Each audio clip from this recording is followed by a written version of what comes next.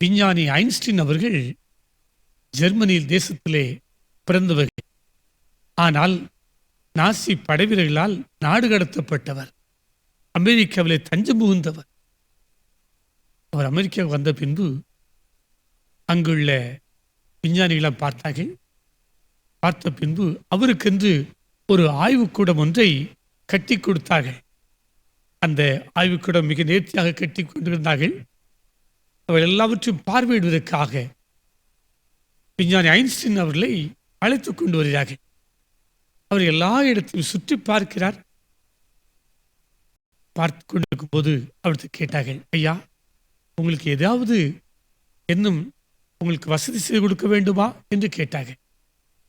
அவர் தயங்கி கேட்டார், எனக்கு எல்லாம் சிறப்பாக பண்ணியிருக்கீங்க, அந்த ரூம்ல முக்கில் இருக்கிற அந்த குப்பை போடுற அந்த பகுதி மட்டும் சின்ன கூடையா இருக்குது, அது மட்டும் பெருசா வேணும் எனக்கு அப்படின்னு கேட்டார். அவர்களுக்கு ஒரே ஆச்சரியம். அவர் உடனே சொன்னார், நான் என்ன பெரிய ஞானியா? நான் தப்பு தப்பா செய்வேன், தப்பு தப்பா பல வேளை எழுதிடுவேன், அதை திரும்ப திரும்ப நான் சரி செய்து பல முறை எழுதுவேன், பல முறை செய்வேன், அதன் பின்பு சரியா வரலையா எல்லாம் குப்பையெல்லாம் கொண்டு போடுவேன். நான் ஒரே முறையில செய்து எல்லாவற்றையும் சாதிக்கிற பெரிய அறிவாளி கிடையாது அப்படின்னு சொன்னாரு. ஒரு அறிவு மிகுந்த ஒரு மனிதர் தன்னை மிகவும் தாழ்த்தி கொண்டு அந்த அறிவிலே மிகவும் குறைந்தவன் என்று சொன்னார்.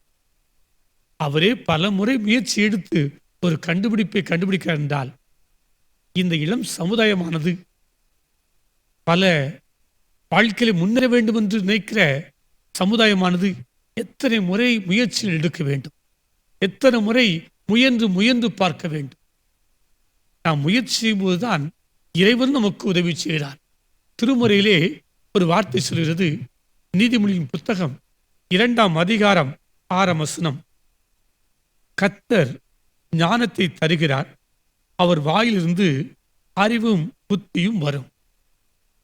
நாம் பலவிதங்களிலே நாம் முயற்சி எடுக்க வேண்டும்.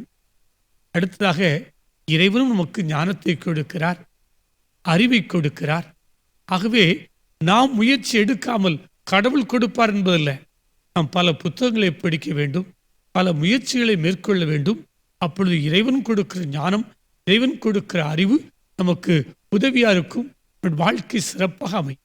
ஆகவே முயற்சி செய்வோம். பல தோல்விகளை கண்டாலும் மீண்டும் மீண்டும் முயற்சி செய்வோம். வாழ்க்கையிலே வெற்றியுள்ள வாழ்க்கை வாழலாம்.